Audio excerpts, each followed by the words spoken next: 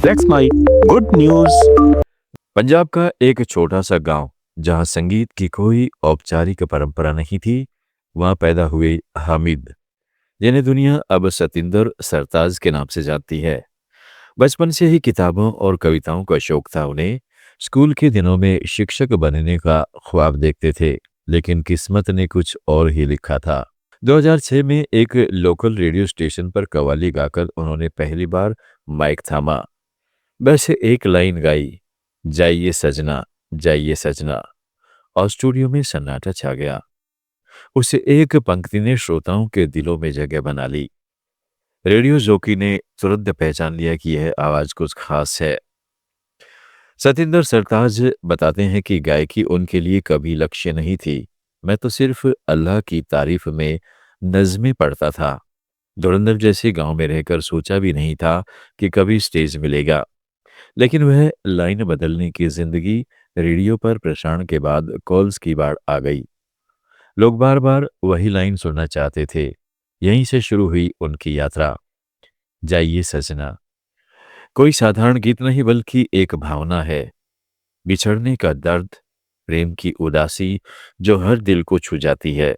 सरताज की आवाज में वह गहराई है जो सीधे रूह तक उतर जाती है। गीत के बोल सरल हैं, जाइए सजना, लेकिन पीछे छिपा है अनकहा दर्द। इस गाने ने सतिंदर को रातों रात स्टार बना दिया। अमृतसर से दिल्ली, फिर बॉम्बे तक का सफर। 2013 में एल्बम पिंड रिलीज हुई, जिसमें जाइए सजना को नया रूप दिया गया। यूट्यूब पर आज भी करोड़ों व्यूज हैं। लेकिन सरताज की खासियत यह है कि वे कभी कॉमर्शियल नहीं हुए। सूफी संगीत, पंजाबी, लोक, कव्वाली सबको अपना अंदाज देते हैं। जाइए सजना ने उन्हें सिर्फ भारत नहीं बल्कि पाकिस्तान, कनाडा, यूके तक पहुंचाया। कनाडा में बसे पंजाबी समुदाय के लिए यह गीत घर जैसा सुकून है। लाइव परफॉर्मेंस में जब वे इसे गाते हैं तो पूरा हॉल भावुक हो जाता है। एक फ्रेंड ने कहा, यह गीत मेरी माँ की याद दिलाता है जो दूर है। सतिंदर सरताज की जिंदगी संघर्षों से भरी रही। गांव से निकलकर जालंधर के कॉलेज में पढ़ाई, फिर संगीत की ट्रेनिंग। उन्होंने शास्त्रीय संगीत सीखा, लेकिन कभी गुरबानी कीर्तन से दूर नहीं हुए। जाइए सजना की सफलता के बाद कलम, प्रोफेसर जैसे सुपर हिट गाने आए। फिल्मों में भी एंट्री। इश्क ओजा, सूफना जैसी पंजाबी फिल्मों में उनकी आवाज ने जादू बिखेरा। लेकिन वे कहते हैं, मैं गायक नहीं कवि हूं। मेरे गीत जिंदगी के आईना है। आज उनके 10 मिलियन से ज्यादा फॉलोवर्स हैं सोशल मीडिया पर। लाइव कॉन्सर्ट्स में टिकटें मिनटों में बिक जाती हैं। जाइए सजना सिर्फ गीत नहीं, एक प्रेरणा है।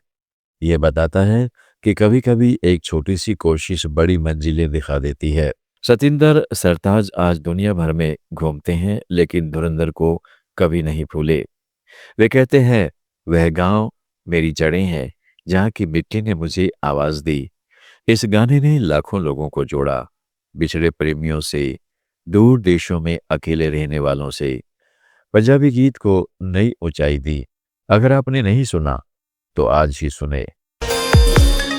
हम्पी के दिल में रॉयल एनक्लोजर के एक शांत कोने में एक ऐसी जगह छिपी है जो ज्यादातर यात्री चूक जाते हैं। भोजनशाला, 600 साल पुराना एक डाइनिंग हॉल, जहां पत्थर आज भी जीवंत लगते हैं। लंबी लंबी कतारों में तराशी हुई प्लेटें और कप जैसे गड्ढे जो विजयनगर साम्राज्य के भव्य भोजों में सैकड़ों सैनिकों को खिलाते थे। बीच में एक सकरी जल नाली बहती थी जो सर्विंग और सफाई को सहज बनाती। कुशल, स्वच्छ, विचारशील। लेकिन करीब से देखें तो ये सिर्फ प्लेट नहीं बल्कि उस दौर का प्रमाण है जहां इंजीनियरिंग ने कला से हाथ मिलाया, जहां भोजन भी लय, सटीकता और विशालता के साथ डिजाइन किया जाता था। हम्पी कर्नाटक का वह ऐतिहासिक स्थल जो यूनेस्को वर्ल्ड हेरिटेज है, विजयनगर साम्राज्य की राजधानी रहा। 14वीं से 16वीं शताब्दी तक यह दुनिया का सबसे अमीर शहर था। भोजनशाला इसी साम्राज्य की देन है जो रॉयल एनक्लोजर के महल परिसर में बनी। पुरातत्वविदों के अनुसार यह हॉल 15वीं शताब्दी के राजा कृष्णदेव राय के समय का है। दीवारें ऊंची, छत पर जटिल नक्काशी। लेकिन असली जादू फर्श पर है। सैकड़ों पत्थर की प्लेटें, हर एक का आकार परफेक्ट। सैनिकों की सेना को खिलाने के लिए डिजाइन। एक बार में हजारों लोग बैठ सकते थे। बीच की नाली से एक गर्म खाना बहकर परोसा जाता, बिना किसी बर्तन के। पानी बहता, बर्तन साफ हो जाते।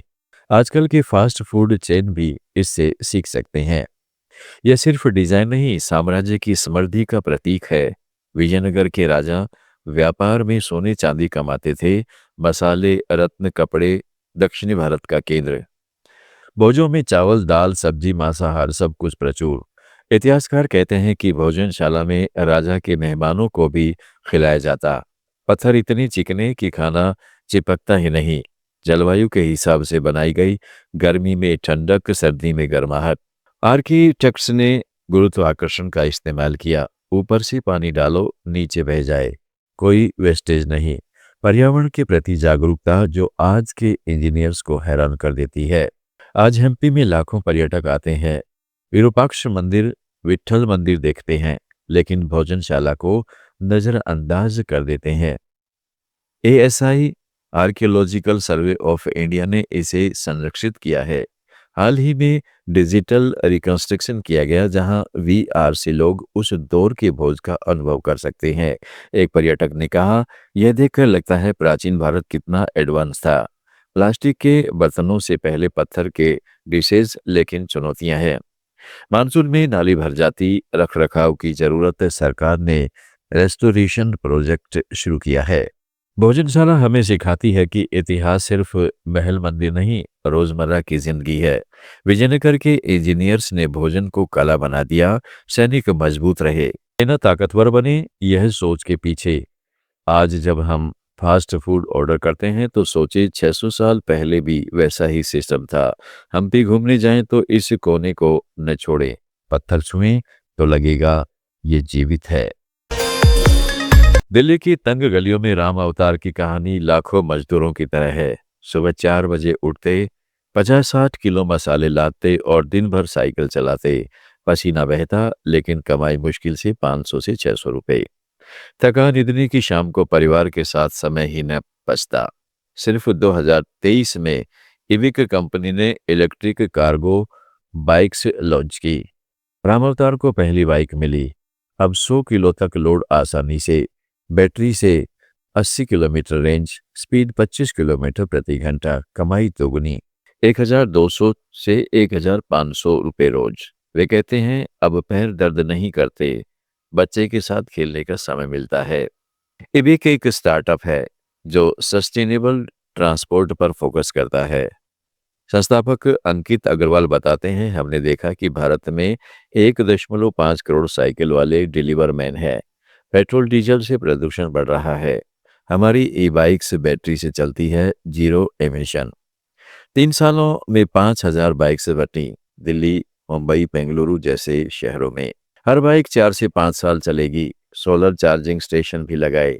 मजदूरों को सस्ते में ईएमआई पर मिलती है। मासिक 2000 रुपये, ट्रेनिंग भी फ्री। नतीजा, कुल 4400 टन CO2 बचत। यह 1000 कारों या 1.85 लाख पेड़ों के बराबर है। पर्यावरण पर असर गजब का। दिल्ली का AQI हमेशा 300 पार। इबिक की बाइक्स ने लोकल स्तर पर प्रदूषण 20% घटाया। एक रिपोर्ट के मुताबिक अगर सभी डिलीवरी इलेक्ट्रिक से हो जाए तो सालाना 10 लाख टन CO2 बच सकता है। राम अवतार जैसे मजदूरों की सेहत सुधरी। पहले सांस की तकलीफ, अब बिल्कुल फिट। महिलाएं भी इस्तेमाल कर रही हैं। घरेलू सामान बेचने वाली एक रेशमा बेगम कहती है, पहले साइकिल चलाना मुश्किल, अब बाइक पर बच्चे को भी स्कूल छोड़ाती हूँ। सरकार ने भी सपोर्ट किया। फेम सेकंड स्कीम से सब्सिडी, नई ईवी पॉलिसी में इबिक जैसे स्टार्टअप्स को बढ़ावा, लेकिन चुनौतियां हैं। बैटरी चोरी, चार्जिंग स्टेशन की कमी। कंपनी ने जीपीएस ट्रैकिंग लगाई, 500 स्टेशन बनाए। भविष्य में 50,000 बाइक्स का लक्ष्य। निवेशक खुश हैं। रिलायंस, टाटा ने फंडिंग की। राम अवतार अब सपना देखते हैं अपना मसाला स्टोर खोलने का। ये क्रांति सिर्फ बाइक्स की नहीं, जिंदगियों की है। गरीब मजदूर सशक्त हो रहे, पर्यावरण साफ। इबिक साबित कर रहा है कि टेक्नोलॉजी भारत की समस्याओं का हल बन सकती है। अगर शहर में ऐसी पहल हो तो स्वच्छ भारत का सपना सच होगा। गुड न्यूज़ में आज इतना ही। जुड़े रहिएगा लेट्स माइक के साथ। आप सुन रहे थे let's mike more than radio. Follow कीजिए हमें हमारे सोशल मीडिया प्लेटफॉर्म्स पर। It's time for news. It's time for more than radio. Presenting the first radio news app, Let's Mic. Let's Mic, a news-based app on your phone where you get to watch and listen news, talk shows, interviews, radio show podcasts. On Let's Mic, you get all relevant information of TV, print, radio, podcast, and digital. Let's Mic talks about every segment of life.